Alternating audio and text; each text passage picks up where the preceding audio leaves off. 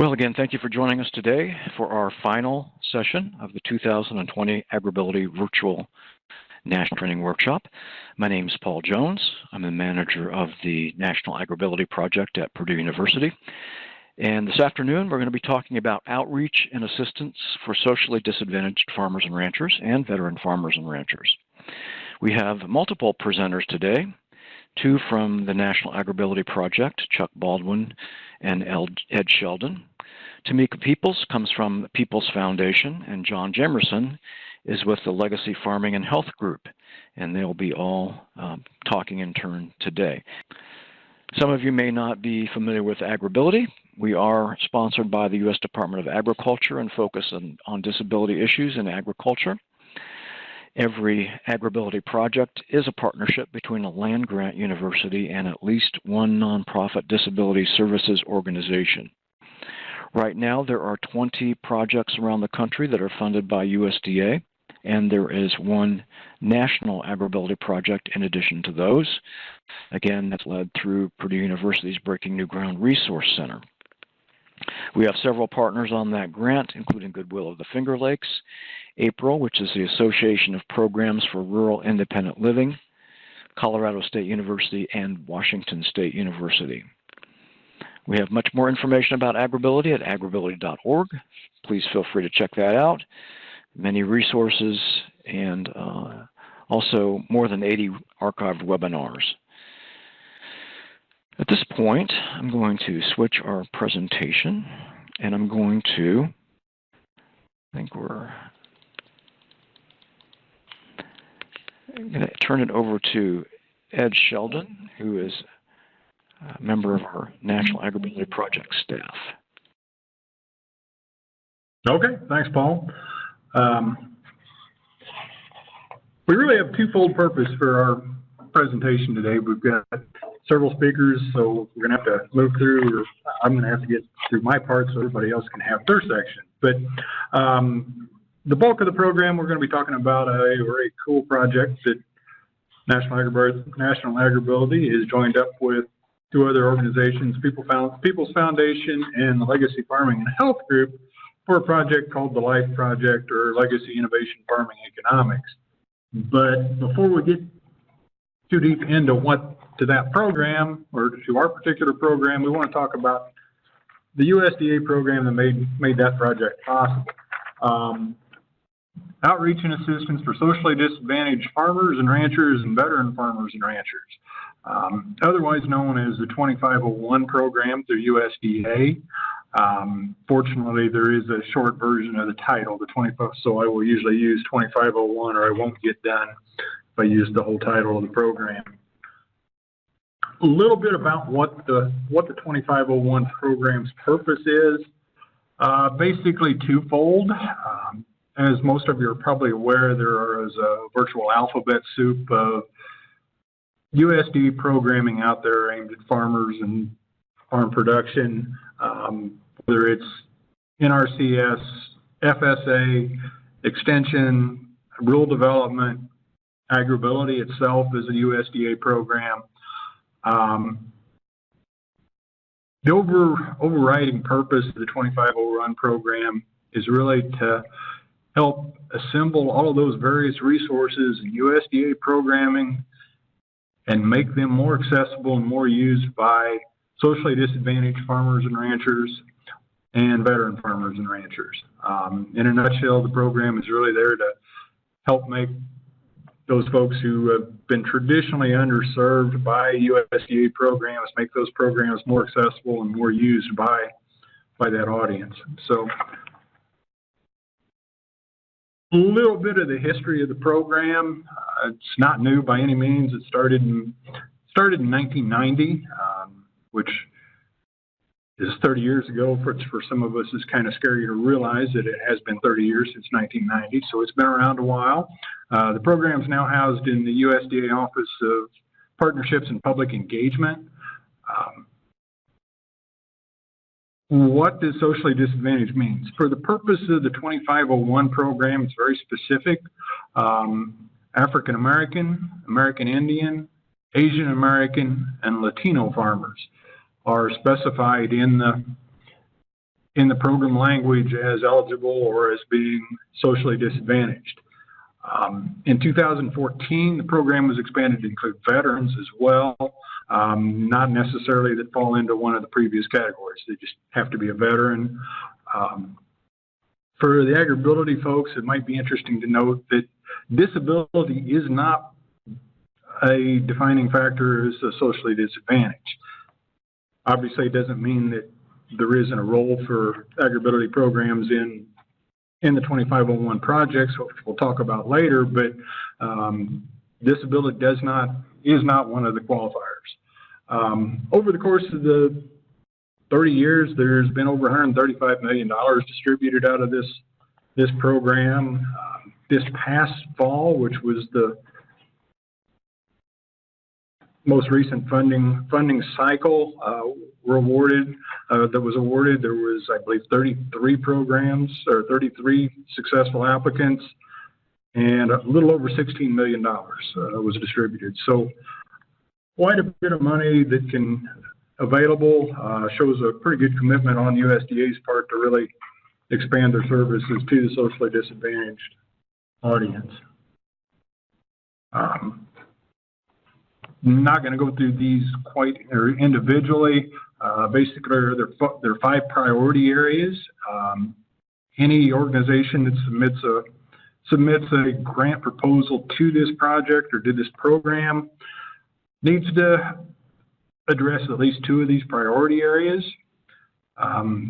All relate back to the overall objective of expanding services to socially disadvantaged and veteran farmers.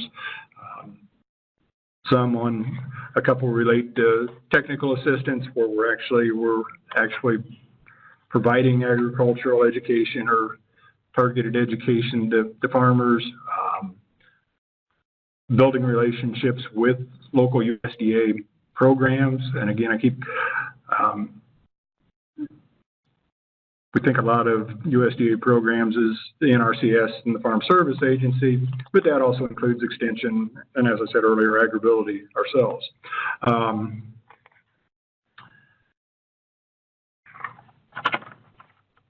Who is eligible for these programs, or who is eligible to apply for a 2501 grant? Here are the list of the eligible organizations or entities. Community-based organizations, land grant institutions, whether they be 1890, 1994, or 1862, Indian, tribal, and Alaska Native organizations and colleges, Hispanic organizations. So a wide variety of eligible entities, but also in the language of the program, down there at the bottom, the quote that organizations need to have demonstrated expertise in working with underserved, socially disadvantaged, and/or veteran farmer communities. And then in bold italicized writing there, priority will be given to non-governmental, community-based organizations serving those communities. Now, take this for what it's worth. In the 33 successful applications last fall, we didn't find any that an 1862 university land grant institution was the primary recipient. I would say the plurality, if not the majority, of the programs that were successful fell into that first category: community-based organizations and networks. Again, take that for what it's worth. Other years might be different, but certainly seems that priority is they hold to that priority in their selection. That said, there are 1862 institutions involved. At least 3 AgrAbility projects across the country have a direct involvement in one of the programs that was successful in the most recent funding cycle. Our National AgrAbility Project and the LIFE Project, you're going to hear more about that in a minute.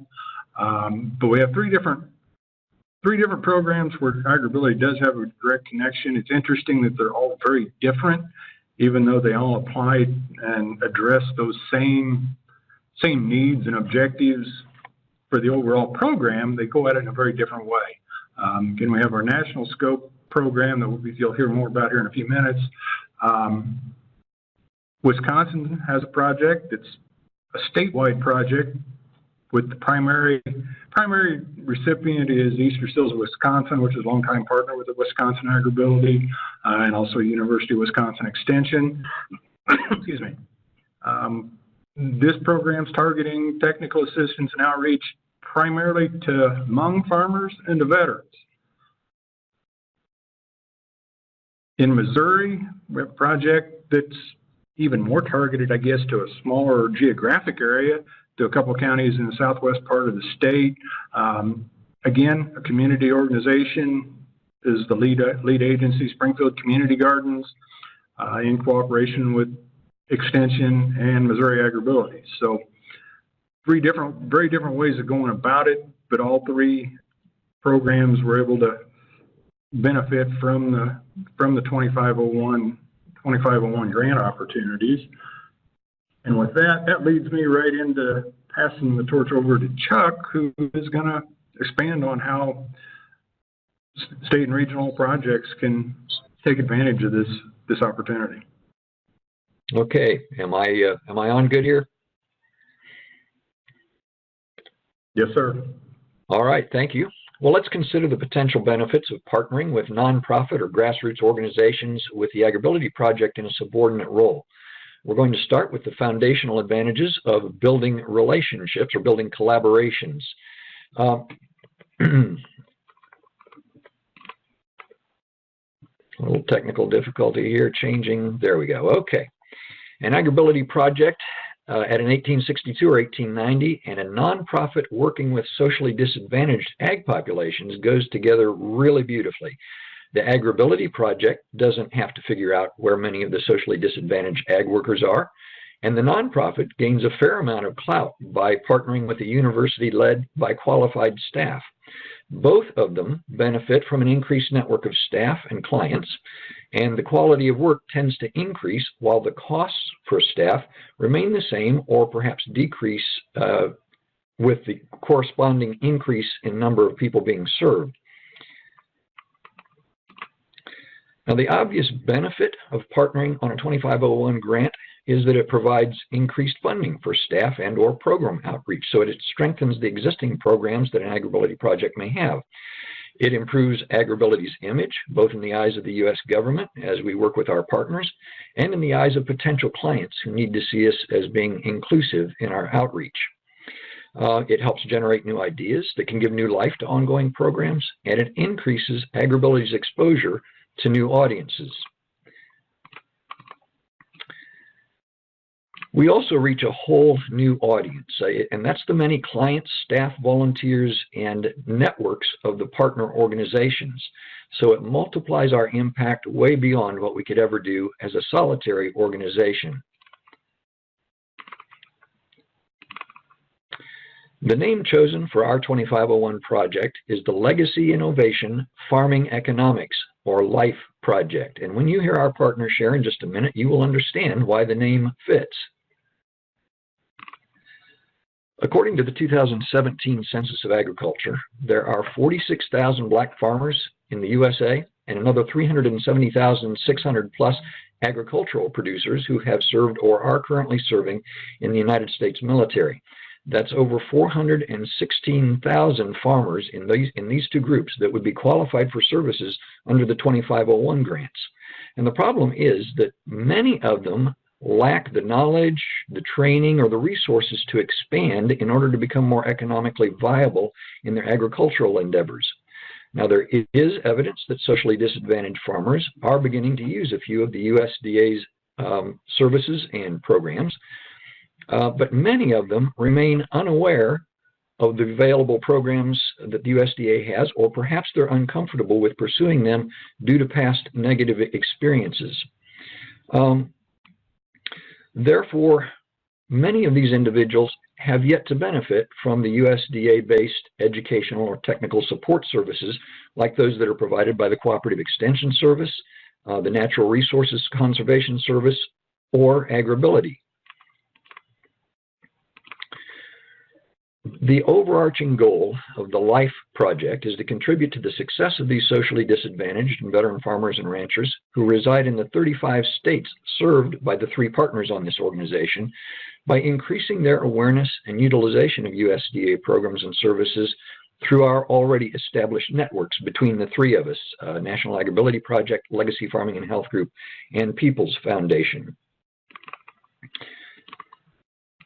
For more than 40 years, the Breaking New Ground Resource Center and the National AgrAbility Project at Purdue University have been conducting outreach to underserved populations, including a lot of farmers, farmer veterans, and youth involved in agriculture who are defined by the USDA as socially disadvantaged.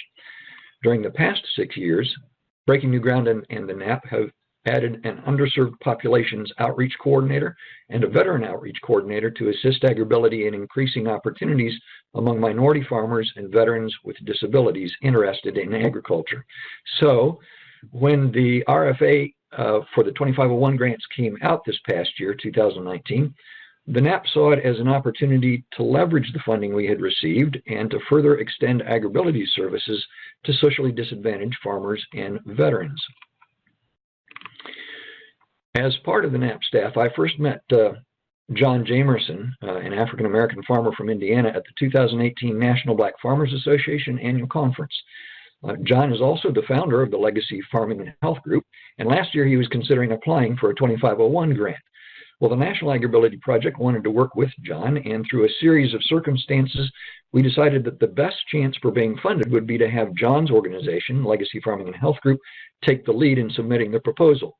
During that process, we realized that Legacy Group was not yet qualified as a 501c3, so and that's required to hold the grant. But one of John's partners in that group, Tamika Peebles, was and is the founder of the president of Peoples Foundation, a nonprofit organization in California that works with many socially disadvantaged persons in multiple states.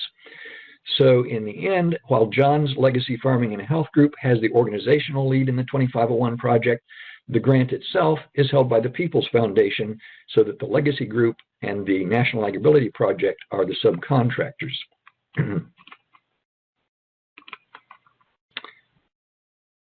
The benefits to the National AgrAbility Project became obvious right away. First of all, there's an immediate increase in access to socially disadvantaged audiences through the wide networks of our partners. There's an increase in the number of socially disadvantaged farmers and veterans who will be encouraged and enabled to attend our national training workshop coming up in March. There is an increase in areas of expertise, which we didn't have prior to this new partnership, that we can offer our AgrAbility clients.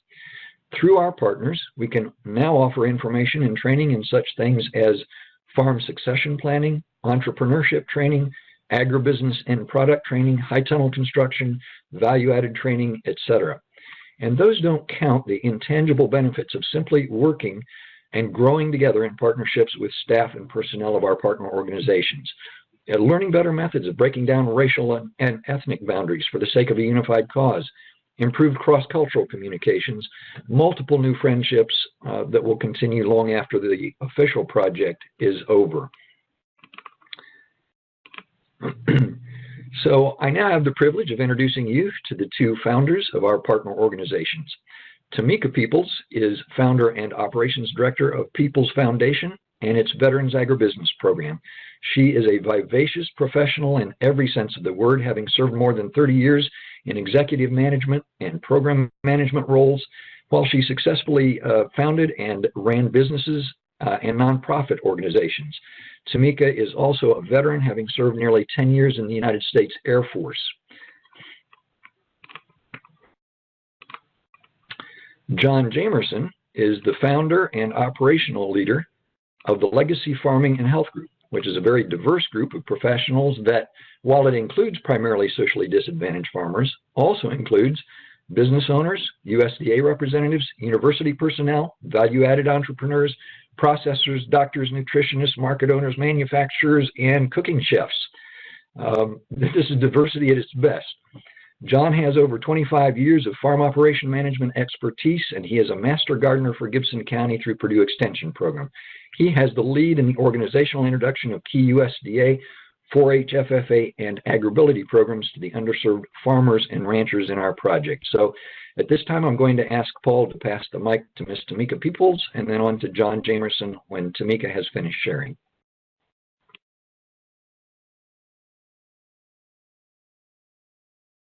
Good afternoon, everyone. I hope you can hear me well. I'm Tamika Peoples, founder of Peoples Foundation and lead administrator for the LIFE project through the 2501 grant program. Tamika, we can hear you, but we can't see you right now. Uh-oh. Sorry about that.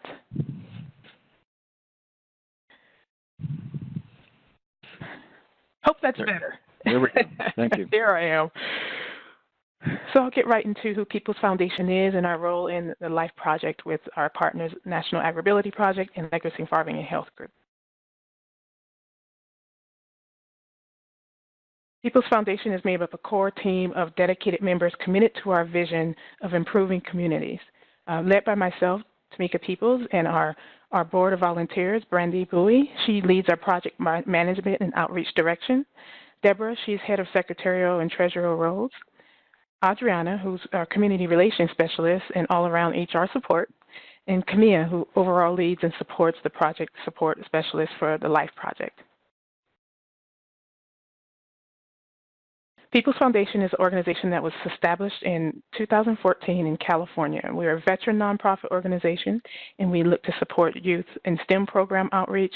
We also support events in our local community that have to do with guest speaking along with entrepreneurship training for young adults. We also have therapeutic adaptive golf program that we run for disabled veterans and those who formerly served in the military. Our new work that we do with the LIFE project is head up by Legacy Farming and Health Group and, of course, our partner, National AgrAbility. We do this project outreach through virtual outreach sessions as well as in-person events and meeting on farms to support new and beginning farmers. We also host monthly online sessions because we feel like that this is a niche in order to reach new and beginning farmers who sometimes can't seem to get to any events or conferences but are very interested in the farming and getting into the farming community. We conduct these one-on-one sessions monthly as well as individual sessions that we do bi-weekly for Peoples Foundation. Let me try to advance the slide here.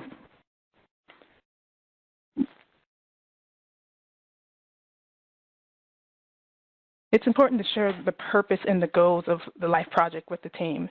One of the things we really specialize in are introducing tools and resources to new and beginning farmers and socially disadvantaged farmers who are looking for resources in order to prove their farm and even start farming operations.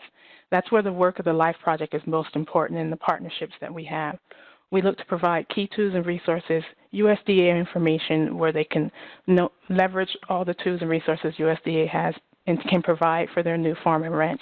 And we do this through our partner forums and our weekly outreach events, as well as in-person outreach events that's really handled by a lot of our farm outreach partners, which you'll hear about shortly. Those group activities include 4-H programs, farmer tutorials, information on how to get your product from farm to market and direct to customer. Our ultimate goal is to increase the number of successful socially disadvantaged veteran farmers by providing legacy farming skills, innovative technology resources, farming best practices, and increase in use of USDA programs and services.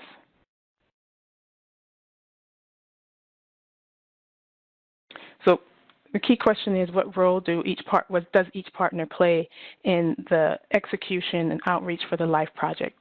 For Peoples Foundation, we really specialize in the administration and outreach for the grant over the next 3 years.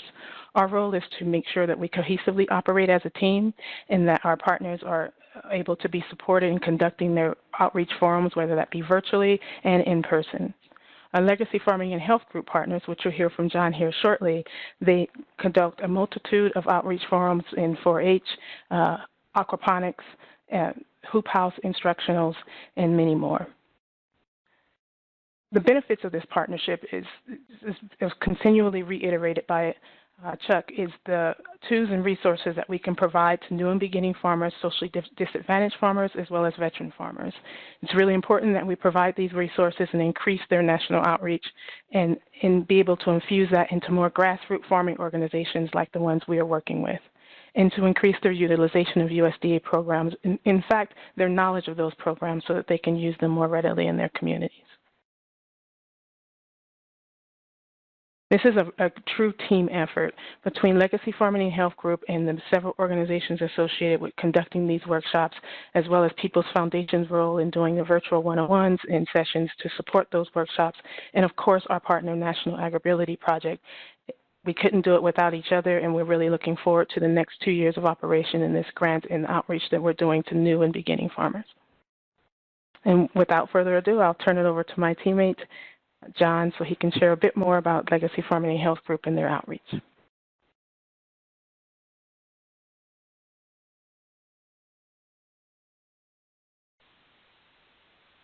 Well, hello once again. This is John Jamerson. Sorry for the technical difficulties. Legacy Farming and Health has a host of groups that are there, and a host of individuals who are part of our group, such as Master Grow Gang, Haven Trust, Pangea Farms, People's Foundation, and Chef Joseph with his kicks off. Okay, now I'm trying to get my slide to advance.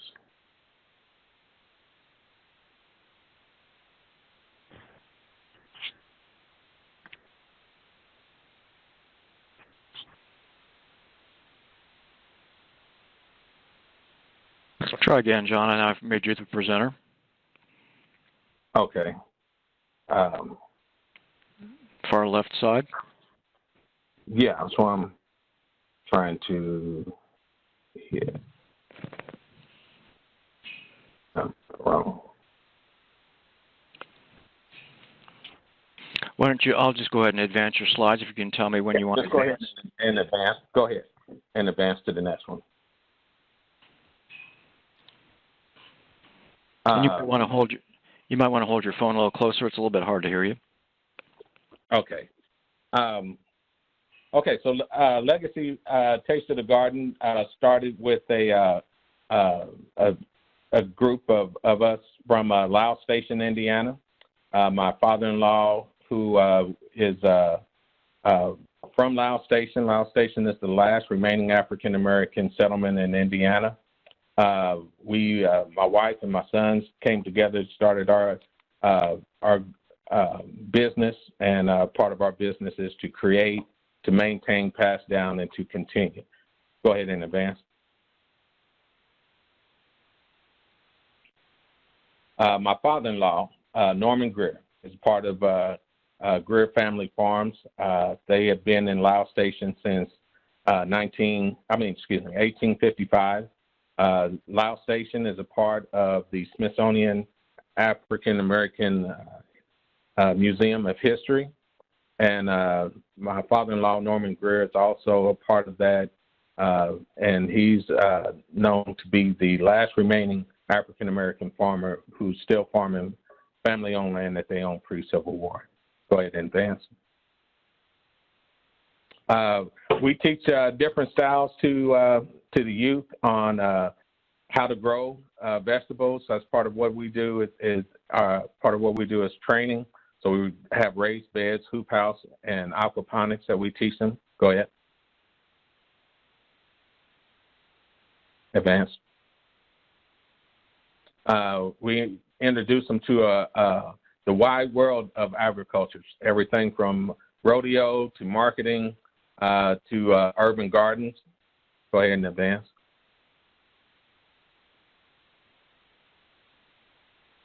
We teach various growing techniques.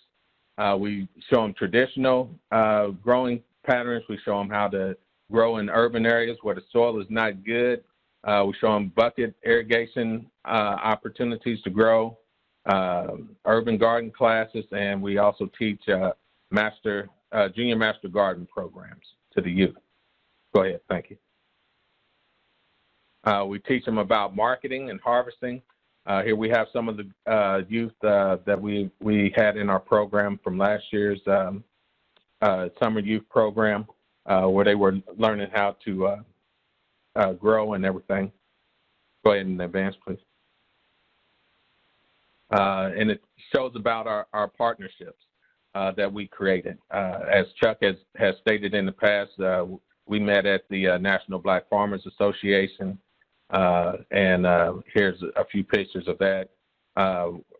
We partner, as we know, with Legacy Farming and Health Group, the number of people that are there, AgrAbility, Purdue Extension, and we like to bring everything to the grassroots, to the local organizations, churches, and groups and hospitals. Go ahead. The LIFE project stands for Legacy, Innovation, Farming, and Economics.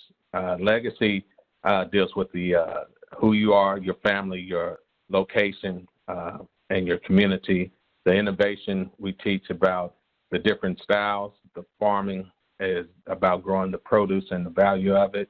And the economics is to also explain how to make it a sustainable business. Advance, please.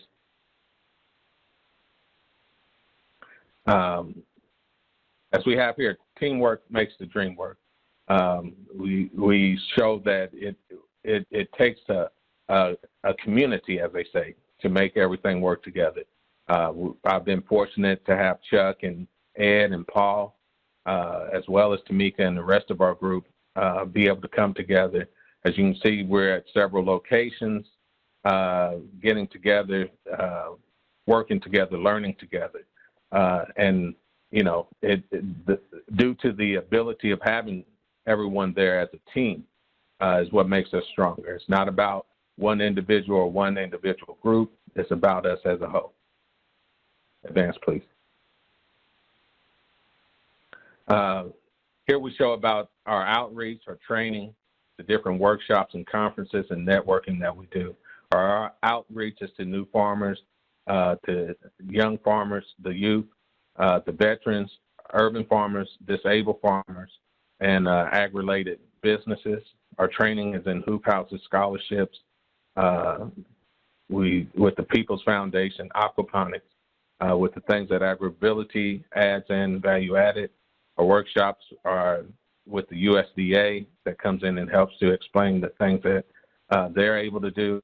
1890 schools, which is your HBCUs, 4-H, farmers markets, and webinars. Our conferences is the LIFE conference that we will have this year coming up in July 31st in Princeville, North Carolina. National Black Farmers Association, the NRCS, and also AgrAbility, whose conference is coming up in March. Our networking is with the USDA, National Black Farmers Association, NRCS, the HBCU, 1890 schools, farming organizations, and this year we're partnering with a group of African American farmers in Princeville, North Carolina. Go ahead, please. Our objectives is for socially disadvantaged and veteran farmers is to increase the number of socially disadvantaged farmers, new farmers, youth, urban, and veteran farmers, to introduce the access to the USDA programs, grants, scholarships, and loans, to get more participants in the USDA programs, to increase the participation in those programs, and to do the special trainings in innovative processes and technology. Go ahead and advance. Our target are the farmers, is with AgrAbility, with the training, with farmers markets and equip, business management and sustainability. With our youth, we want to introduce them to the 1890 scholarships, to the land grants, university scholarships, 4-H and FFA. And with those that are in ag businesses, we want to get them into the value added, the equip, and the rural and urban development opportunities that are there through the USDA. Go ahead and advance, please. Here are some of the other members of our Life Project who were not able to be on here. Of course, we have Peoples Foundation, Master Grow Gang, Chef Joseph's seminars and workshops, Pangea Farms, Legacy Farming and Health. We do have Haven Trust in there also, and should have AgrAbility on it. Go ahead and advance, please. I believe that should be it.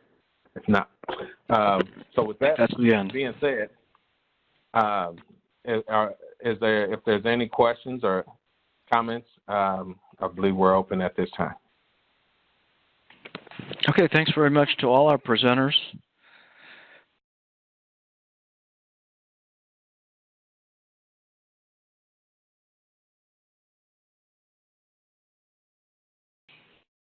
It looks like we have a couple questions. Any of the presenters may feel free to go ahead and respond.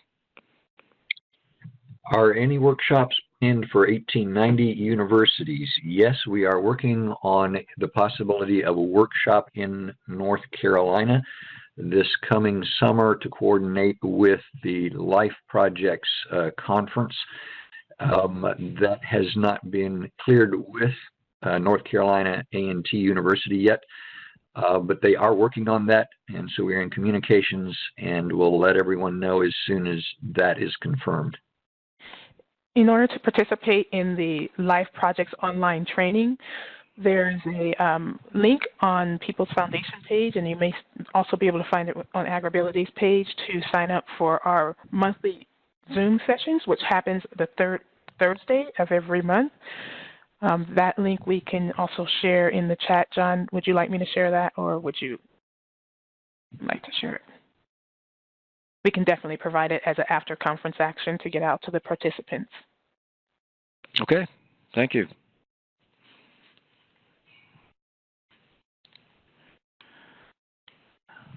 I will make a final check,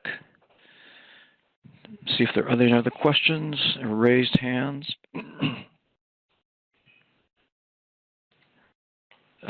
Question about tribal colleges, and I'm not sure if that's being addressed specifically in this grant or not, but I know some of the 2501 grants do specifically address that. Any comments or additional thoughts from the team members here on that? What specifically is the question regarding tribal grants or colleges? Is the question that are tribal colleges eligible to participate in these programs and grants?